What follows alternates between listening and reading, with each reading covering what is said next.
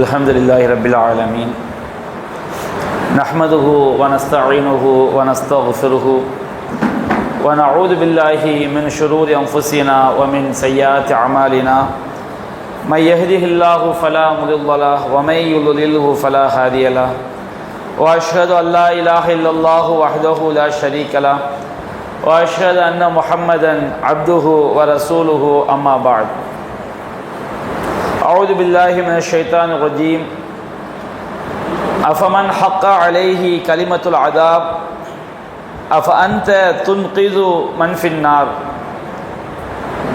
لكن الذين اتقوا ربهم لهم غرف من فوقها غرف مبنية تجري من تحتها الأنهار وعد الله لا يخلف الله الميعاد.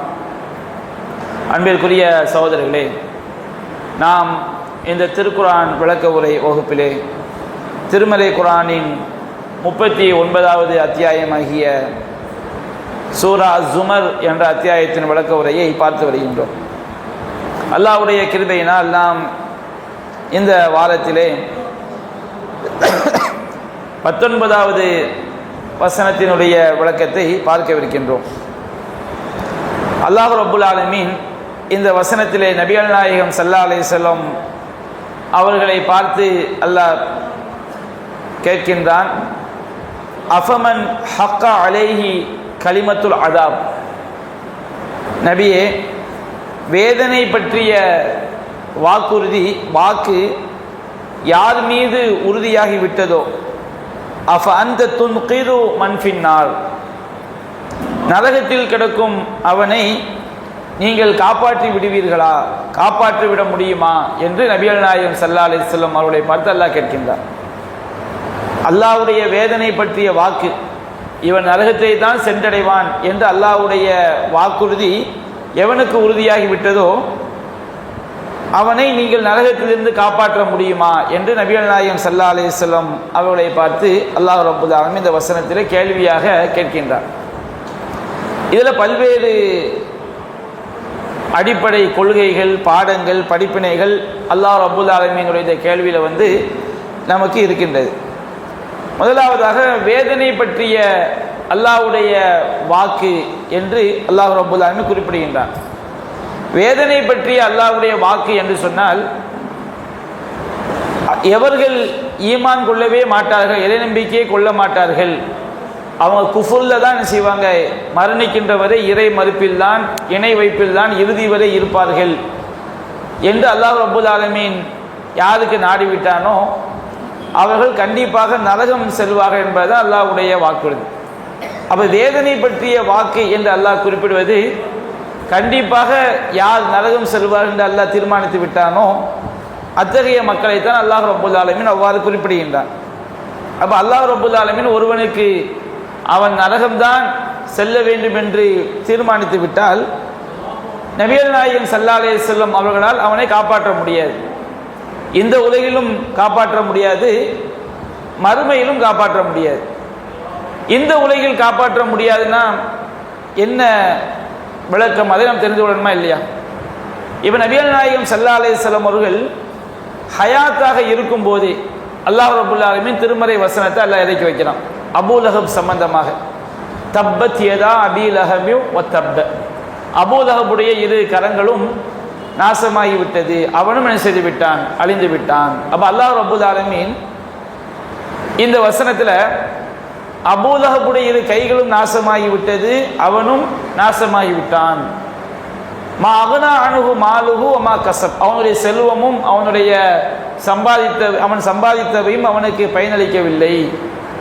அப்படி அல்லாஹ் சொல்லிக்கொண்டே வரும்போது எஸ்லா நாலன் காத்தலகம், மறுமை நாளில் அவன் கொழுந்து விட்டெறியும் நரக நெருப்பில் என்ன செய்வான், நுழைவான். அப்படி அல்லாஹ் ரப்புல் ஆலமீன் அபூ லஹப் இந்த உலகத்தில் ஹயாத்தாக இருக்கும் பொழுதே அவன் மறுமையில் எங்கே தான் போக போகிறான், நரகத்துக்கு தான் போக போகிறான்னு சொல்லி நபிகள் நாயகம் ஸல்லல்லாஹு அலைஹி வஸல்லம் அவர்களுக்கு அல்லாஹ் வசனத்தை இறக்கி வைக்கிறான்.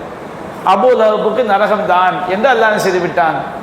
நபிகள் நாயகம் உயிரோடு இருக்கும்போது, அபூ லஹப் உயிரோடு இருக்கும் போதே அல்லாஹ் தீர்மானித்து விட்டான். அப்ப அபூ லஹப் நரகத்திற்கு செல்லக்கூடியவன் என்று தீர்மானிக்கப்பட்டு விட்டது. அல்லாஹ் தீர்மானித்து நபிகள் நாயகத்தை வசனமா இறக்கி வைத்து விட்டான். இப்ப இந்த அபூ லஹபுடைய உள்ளத்தை மாற்றி அல்லாஹ் அவனுக்கு நரகம் தீர்மானித்துட்டானா இல்லையா? அபூ லஹபுடைய உள்ளத்தை மாற்றி அவனை ஈமான் கொள்ள வைத்து நரகத்தை விட்டு காப்பாற்றுவதற்கு நபிகள் நாயகம் ஸல்லல்லாஹு அலைஹி வஸல்லம் அவர்களால் இயலுமான்னு கேட்டால் கண்டிப்பா செய்யாது, இயலாது. நபிகள் நாயகம் ஸல்லல்லாஹு அலைஹி வஸல்லம் அவர்களுக்கே இயலாதுன்னு சொன்னோம்னா நபிகள் நாயகம் ஸல்லல்லாஹு அலைஹி வஸல்லம் அவர்கள் கீழே உள்ள யாராலும் என்ன செய்யாது? நரகம் என்று அல்லாஹ் யாருக்கு விதியாக்கி விட்டானோ அவனை என்ன செய்ய முடியாது, காப்பாற்ற முடியாது. அப்போ ஒருவனை நரகத்திலிருந்து காப்பாற்ற வேண்டும் என்றால் அதற்கு என்ன அவசியம்? ஹிதாயத் அவசியம். ஹிதாயத்துன்னு சொன்னோம்னா நேர்வழியை தெரியவும் வேண்டும், நேர்வழியில உள்ளத்தை கொண்டு செல்லவும் வேண்டும். நம்ம அல்ஹம்து சூரால ஓதுறோம், இஹ்தினஸ் சிராத்தல் முஸ்தகீம், இறைவா எங்களை நேரான வழியில் நடத்துவாயாக. அல்லாஹ் ரப்புல் ஆலமீன் அவன் எந்த மார்க்கத்தை நபிகள் நாயகத்துக்கு கொடுத்தானோ அந்த வழியில் நம்முடைய உள்ளத்தை அல்லாஹ் தான் கொண்டு செல்ல முடியும். அல்லாஹ் யாரும் செய்ய முடியாது, கொண்டு செல்ல முடியாது. அப்போ நபிகள் நாயகம் காட்டி தந்த வழியில் நம்முடைய உள்ளம் செல்ல வேண்டும் என்று சொன்னால் அது பற்றி அறிவு அவசியம். அப்போ மார்க்கத்தை பற்றிய அறிவும் ஹிதாயத்து, மார்க்கத்தினுடைய வழியில் நடப்பதும் ஹிதாயத்து. அப்ப இந்த ரெண்டையும் நமக்கு தரக்கூடிய யார் மட்டும்தான்? அல்லாஹ் ரப்புல் ஆலமீன் மட்டும்தான். நம்ம நேர்வழியை தெரிந்த ஒருவன் நேர்வழியை சொல்ல முடியும். ஹிதாயத்துங்கிற வார்த்தைக்கு ரெண்டு அர்த்தம் உண்டு. ஒரு அர்த்தம் என்ன? நேர்வழியை சொல்லுதல். நேர்வழி நீ அல்லாஹ்க்கு இணை வைக்காத, திருடாத, பொய் பேசாத, விபச்சாரம் பண்ணாதீங்க, இந்த மாதிரி சொந்த பந்தங்களை இணைச்சு வாழுங்க, பெற்றோரை கவனிச்சுக்கிடுங்க, இது நேர்வழியை சொல்லுவது. நேர்வழியை சொல்றதும் வழிகாட்டுறது, நேர்வழி காட்டுறது தான். நேர்வழியை சொல்வது மனிதர்களுக்கு இயலும், படைப்பினங்களுக்கு இயலும். நபிகள் நாயகம் ஸல்லல்லாஹு அலைஹி வஸல்லம் அவர்கள் நேர்வழியை சொன்னார்கள். நாமளும் நேர்வழியை என்ன செய்ய முடியும்? குர்ஆனிலிருந்து ஹதீஸிலிருந்து நேர்வழியை தெரிஞ்சு சொல்ல முடியும். ஆனால் நேர்வழியில் உள்ளத்தை கொண்டு செல்லக்கூடிய யார் மட்டும்தான்? அல்லாஹ் ரப்புல் ஆலமீன் ஒருவன் மட்டும்தான். ஒருவன் நேர்வழியை தெரிவதனால எந்த ஒரு பிரயோஜனம் கிடையாது. நேர்வழியா அல்லாஹ் ஒருவன் தான் கடவுள் ஒருத்தன் தெரிஞ்சுக்கிட்டான், இதனால ஏதாவது பிரயோஜனம் இருக்கா? பிரயோஜனம் இல்லை. எப்போ அது பிரயோஜனமாகும்? இறைவன் ஒருவன் தான் வணக்கத்திற்கு தகுதியானவன் என்பதை தெரிந்து கொண்டு அவனுடைய உள்ளம் அதை ஏற்றுக்கொண்டு அவன் மௌத்தாவர வரைக்கும் அதில் செல்லணும். அப்படி சென்றால் தான் அது அவனுக்கு பயனுள்ளதாக என்ன செய்யும், அமையும். இப்போ நபிகள் நாயகம் ஸல்லல்லாஹு அலைஹி வஸல்லம் அவர்களால் ஒருவன் நரகத்திலிருந்து காப்பாற்றணும் வச்சுக்கிடுங்க, அவனுடைய உள்ளத்தை நேர்வழியின் பக்கம் திருப்பணும். நபிகள் நாயகம் ஸல்லல்லாஹு அலைஹி வஸல்லம் அவங்களால முடியுமா? நேர்வழியில் உள்ளம் சென்றாதான் யாருக்கு அல்லாஹ் யாருடைய உள்ளத்தை அல்லாஹ் நேர்வழியில் திருப்பவில்லையோ அவங்க எல்லாம் நரகவாதி ஆயிடுவாங்க, நரகத்திற்கு தகுதியானவங்க ஆயிடுவாங்க. அப்ப நரகத்திற்கு தகுதியானவங்களுடைய உள்ளத்தை சொர்க்கவாதிகளா மாத்தணும்னா அவங்களுடைய உள்ளத்தை நேர்வழியின் பக்கம் திருப்பணும். இப்ப நபிகள் நாயகம் ஸல்லல்லாஹு அலைஹி வஸல்லம் அவங்களால யாருடைய உள்ளத்தையாவது நேர்வழியின் பக்கம் திருப்ப முடியுமானா உள்ளத்தை திருப்பக்கூடிய ஆற்றல் யாருக்கு மட்டும்தான் இருக்குது? அல்லாஹ்க்கு மட்டும்தான் இருக்கு. அல்லாஹ்க்கு நபிகள் நாயகம் வைத்த பேர் என்ன? முகல்லிபுல் குலூப், உள்ளங்களை புரட்டக்கூடியவன். அல்லாஹும்ம யா முகல்லிபுல் குலூப் சப்பித் கல்பி அலா தீனிக், அல்லாஹ்வே உள்ளங்களை புரட்டக்கூடியவனே என்னுடைய உள்ளத்தை உன்னுடைய மார்க்கத்தில் நீ நிலை பெற செய்வாயாக, உறுதியாக்கி வைப்பாயாக. நபிகள் நாயகம் செஞ்சாங்க, அல்லாஹ்ட்ட துவா கேட்டாங்க. அப்ப நபிகள் நாயகம் ஸல்லல்லாஹு அலைஹி வஸல்லம் அவங்களால யாருடைய உள்ளத்தை என்ன செய்ய முடியாது? நேர்வழியில கொண்டு போய் சேர்க்க முடியாது. அப்படி சேர்க்க முடியும்னு வச்சுக்கிடுங்க. ரசூல் ஸல்லல்லாஹு அலைஹி வஸல்லம் அவங்களுடைய ரத்த உறவுகளா இருந்தாங்க. அபூ ஜஹல் ரசூலுல்லாஹ்வுடைய ரத்த உறவு தான். உத்துபா, ஷைபா, அபூ லஹப், அப்துல் முத்தலிப், எல்லா அபூ தாலிப் ரசூலுல்லாஹ்வுடைய சிறிய தந்தை ரசூலுல்லாஹ் வளர்த்த அபூ தாலிப், எல்லாருடைய உள்ளத்தை ரசூலுல்லாஹ் மாற்றி இருக்கேன்னு நபிகள் நாயகம் ஸல்லல்லாஹு அலைஹி வஸல்லம் என்ன முடியாது? யாருடைய உள்ளத்தையும் நேரான வழியில் கொண்டு சேர்க்கக்கூடிய ஆற்றல் நபிகள் நாயகம் ஸல்லல்லாஹு அலைஹி வஸல்லம் கிடையாது. இது இஸ்லாத்துடைய அக்கீதா. இதை ஒரு புரியதான் வச்சுக்கிடுங்க. அல்லாஹ் ரப்புல் ஆலமீன் தான் நம்முடைய உள்ளம் இறைவனுடைய கட்டுப்பாட்டில் தான் இருக்கிறது. இறைவனால் மட்டும்தான் உள்ளத்தை நேர்வழியில் செலுத்த முடியும் என்ற கொள்கையை ஒருவன் ஏற்றுக்கொள்ளல. ஏற்றுக்கொள்ள என்ன அர்த்தம்? இல்லை மனிதர்களாலும் என்ன செய்யும்? உள்ளத்தை மாற்ற முடியும். தரீகத்தில் ஃபுல்லாக அதுதானே. தரீகாவில் பல்வேறு பேர்களை வச்சு ஷேഖ് முரீதுன்னு வேஷம் போடுறாங்களா இல்லையா? இவங்க ஃபுல்லாக என்ன சொல்லுவாங்க? நீ ஒரு ஷேக்கிட்ட போய் உன்னை நீ ஒப்படைச்சிட்டேன்னு சொன்னோம்னா உன்னுடைய உள்ளத்தை அவர் என்ன செய்வார், நல்வழிப்படுத்துவார் அப்படின்னு என்ன செய்கிறாங்க சொல்கிறாங்க.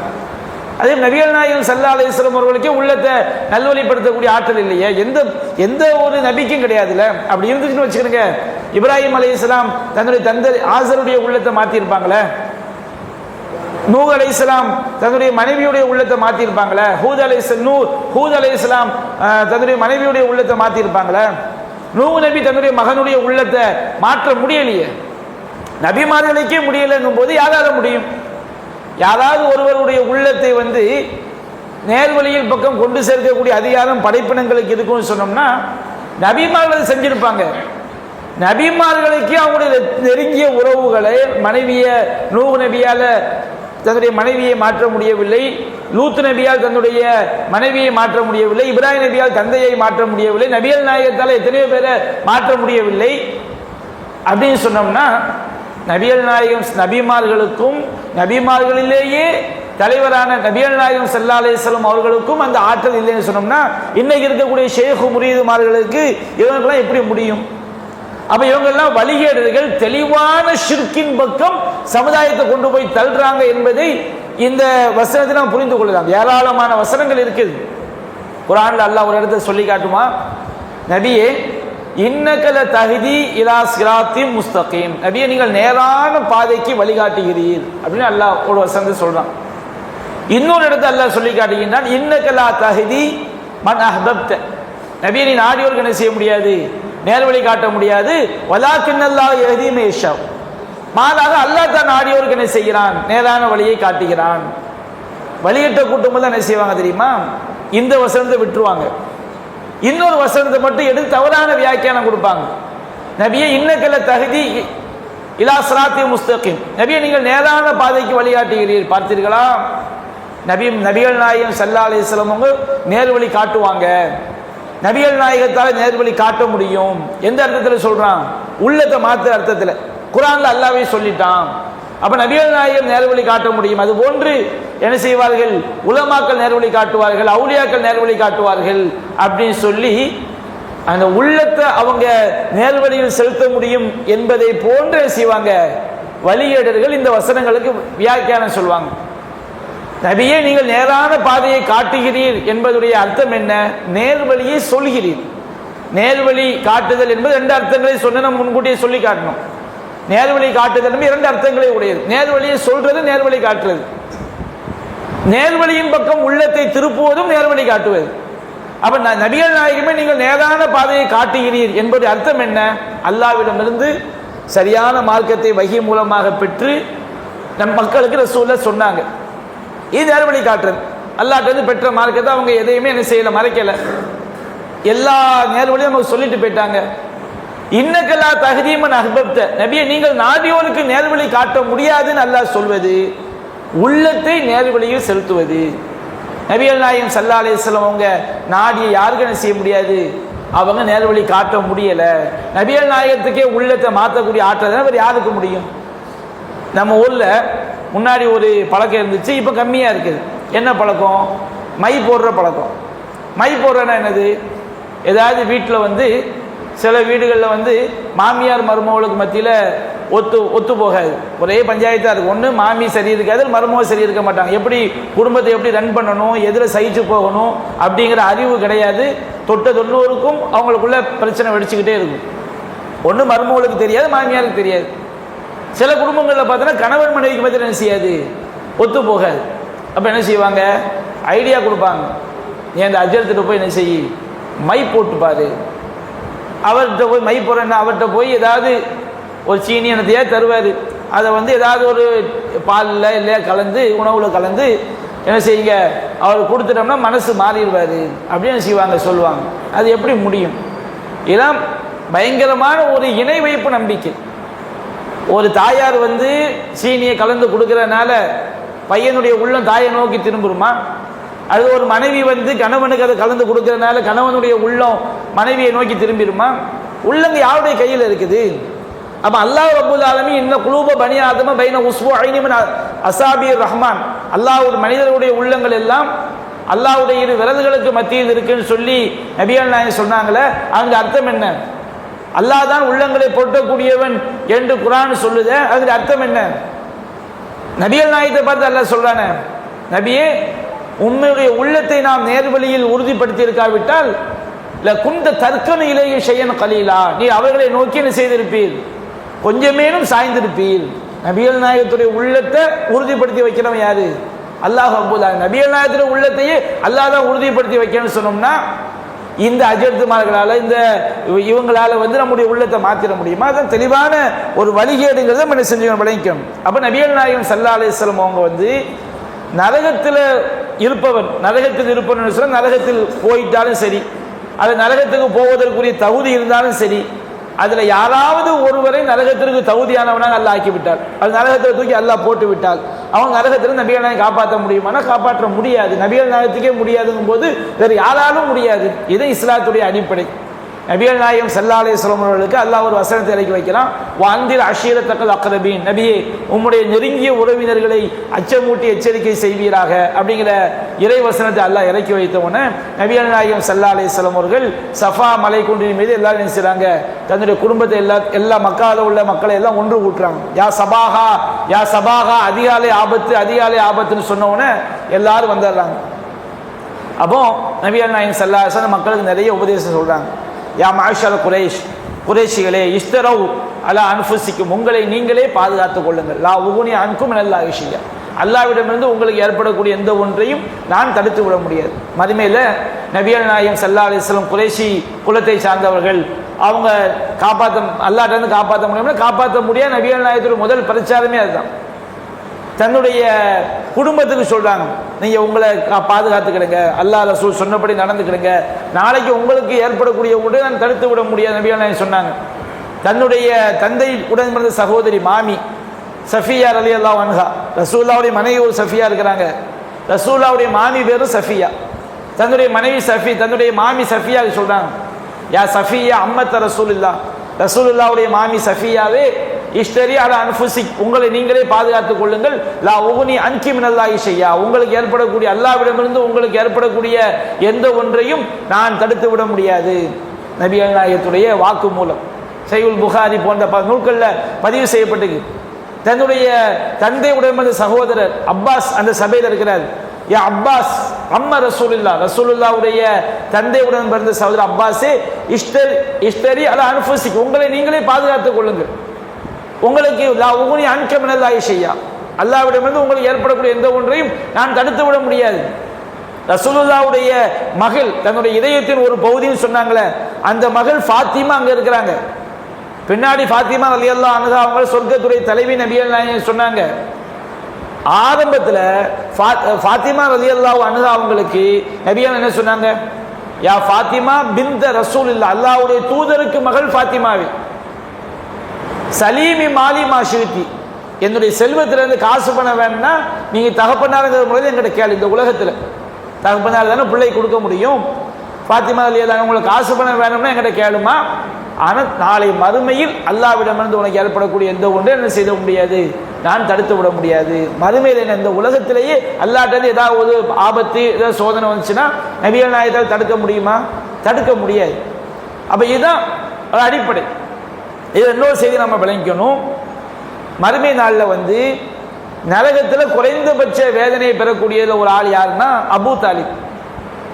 சஹாபாக்கள் நபிகள் நாயகத்தை கேட்குறாங்க, அபூ தாலிப் ரசூல் ஸல்லல்லாஹு அலைஹி வஸல்லம் அவங்களுக்கு இஸ்லாத்தை தழுவாத ஒரு பிரச்சாரகர்.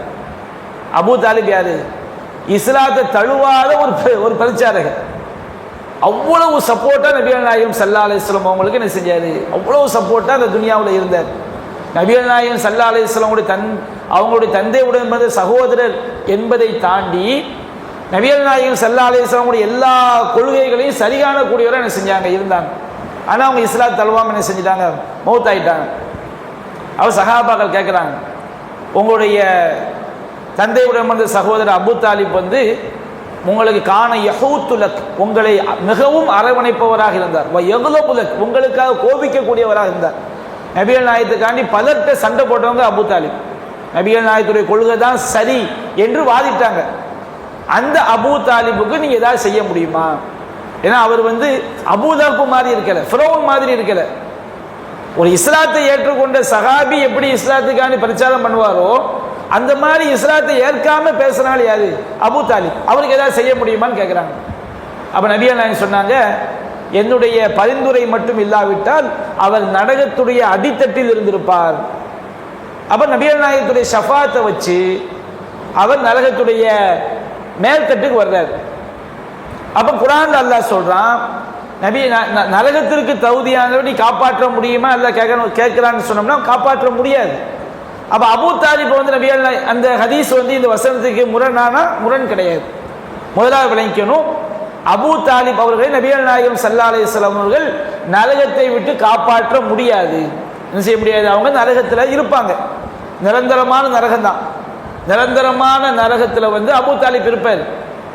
அபூ தாலிபுக்கு மட்டும் கிடையாது, நரகத்தில் வந்து குறைந்தபட்ச வேதனை இன்னும் பதில் பெறுவாங்க.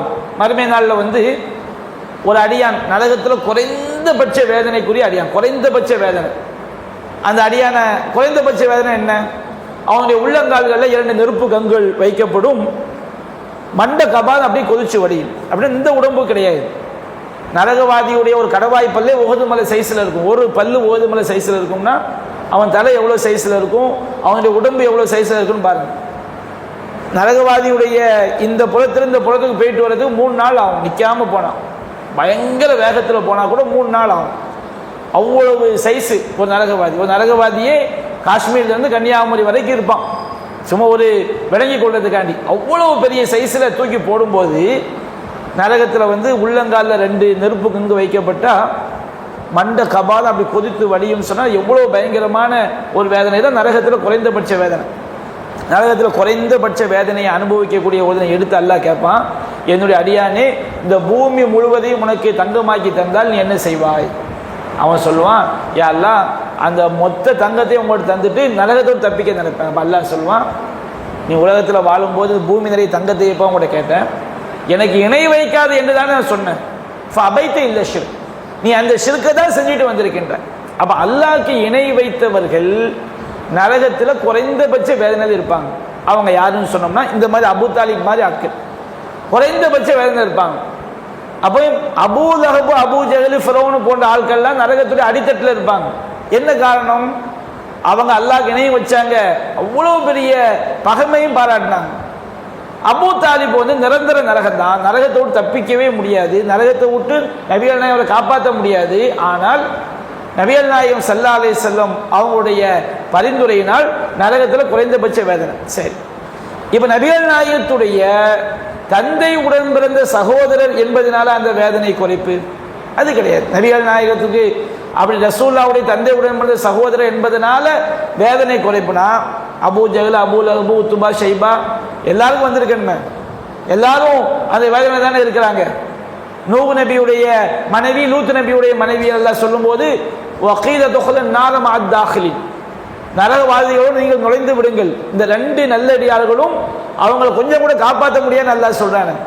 அப்ப நபிகள் நாயகத்துக்கு இரத்த உறவு சொந்தம் என்பதனால் அந்த வேதனை குறைப்பு அல்ல. அவரு நபிகள் நாயகம் ஸல்லல்லாஹு அலைஹி வஸல்லம் அவங்களுக்கு முழுக்க முழுக்க சப்போர்ட்டாக இருந்தார். அப்போ இந்த உலகத்தில் அநியாயம் செய்யக்கூடிய காஃபிருக்கும் அநியாயம் செய்யாத காஃபிருக்கும் நரகத்தில் ஒரே வேதனை கிடையாது. ஒரு காஃபிர் வந்து கடுமையாக அல்லாஹ்க்கு ஷிர்க்கும் வைக்கிறான், கடுமையாக அநியாயம் பண்ணுறான், இவனுக்குள்ள தண்டனையும் ஒரு காஃபிர் வந்து ரொம்ப நல்லவனாக இருக்கிறான், அல்லாஹ் இணை வைக்கிறான் ஆனால் ரொம்ப நல்லவனாக இருக்கிறான், இவனுக்குள்ள தண்டனையும் சமமாக இருந்தால் நியாயமா? நீதி கிடையாதுல்ல. அப்போ அல்லாஹ் ரப்பல் ஆலமீன் காஃபிர்கள் செஞ்ச அநியாயத்துக்கு தகுந்த மாதிரி நரகத்தில் பல படித்தரங்களை அல்லாஹ் என்ன செஞ்சிருக்கிறான், வைத்திருக்கின்றான். அப்போ அபூ தாலிப் அவங்க வந்து அநியாயம் பண்ணலை, அக்கிரமம் பண்ணலை, மாறாக அவங்க ரொம்ப ரொம்ப ரொம்ப சப்போர்ட்டாக செஞ்சாங்க இருந்தாங்க. நபிகள் நாயகத்துக்காண்டி பலரை பகைத்தார்கள், நபிகள் நாயகத்துக்கு எந்த விதமான பாதிப்பு ஏற்படாமல் அரவணைத்தார்கள், நபிகள் நாயகத்துக்காண்டி பலர் மேலே கோபம் கொண்டாங்க, இஸ்லாத்துடைய எல்லா கொள்கைகளையும் சரி கண்டார்கள். ஆனால் அவர் கடைசி வரைக்கும் என்ன செஞ்சாரு, நம்பாமல் போய்விட்டார். அப்போ இதுக்கும் அதுக்கு என்ன கிடையாது, முரண்பாடு கிடையாது. அபூ தாலிப் நரகத்தோடு தப்பிக்கவும் முடியாது. அபூ தாலிபுக்கு வேதனை குறைத்தல் என்பது நபிகள் நாயகத்துடைய உறவு என்பதற்காக அல்ல, அவர் செய்த செயலுக்காக. அல்லாஹ் ரப்பல் ஆலமீன் அந்த மாதிரி பலருக்கு என்ன செய்யலாம், நரகத்தில் வந்து நல்லவங்களா அந்த உலகத்தில் அல்லாஹ்க்கு ஷிர்க் வச்சா நிரந்தர நரகம், ஆனால் நல்லவங்களா வாழ்ந்திருப்பாங்க. அவங்களுக்கு நரகத்தில் என்ன செய்து அல்லாஹ் வேதனையை குறைக்கிறான். அப்ப அந்த அடிப்படையில் தான் அபூ தாலிபுக்கு வேதனை குறையதை தவிர நபிகள் நாயகம் ஸல்லல்லாஹு அலைஹி வஸல்லம் அவங்க என்ன செய்ய முடியல, அவங்கள காப்பாற்ற முடியாது என்பதையும் நாம் என்ன செய்யணும், விளங்கிக் கொள்ள வேண்டும். அப்ப இந்த வசனத்தில் வந்து மிக முக்கியமான பல அடிப்படையில் நமக்கு அல்லாஹ் சொல்லி காட்டுகிறான். அல்லாஹ் கூறுகின்றான், அஃபமன் ஹக்கா அலைஹி கலிமத்துல் அதாப், நபியே எவன் மீது வேதனை பற்றிய வாக்கு உறுதியாகிவிட்டதோ, அப்ப அந்த துன்கிது மன்ஃபின்னார், நரகத்தில் கிடக்கும் அவனை உம்மால் காப்பாற்ற முடியுமா, காப்பாற்ற முடியாது என்பதைத்தான் அல்லாஹ் ரப்பல் ஆலமீன் கேள்வி வாக்கியமாக இந்த வசனத்தில் வந்து அல்லாஹ் செய்கின்றான், சொல்லி காட்டுகிறான். அப்போ இந்த வசனத்தில் இருந்து இஸ்லாத்துடைய என்னென்ன அடிப்படைகளுக்கு ஆதாரமாக இந்த வசனம் இருக்கிறதோ அவற்றை நாம் உறுதியாக என்ன செய்ய வேண்டும், நம்பிக்கை கொள்ள வேண்டும், சத்தியத்தை வழங்கிக் கொள்ள வேண்டும். அல்லாஹ் ரப்பல் ஆலமீன் அவனுடைய வசனங்களை சரியான அடிப்படையில் புரிந்து ஈமானோடு வாழ்ந்து ஈமானோடு மரணிக்கக்கூடிய நன்மக்களாக நம் அனைவரையும் ஆக்கியாளர் புரிவானாக. வாஹிரு தஅவானா அல்ஹம்துலில்லாஹி ரப்பில் ஆலமீன். அஸ்ஸலாமு அலைக்கும் வரஹ்மத்துல்லாஹி.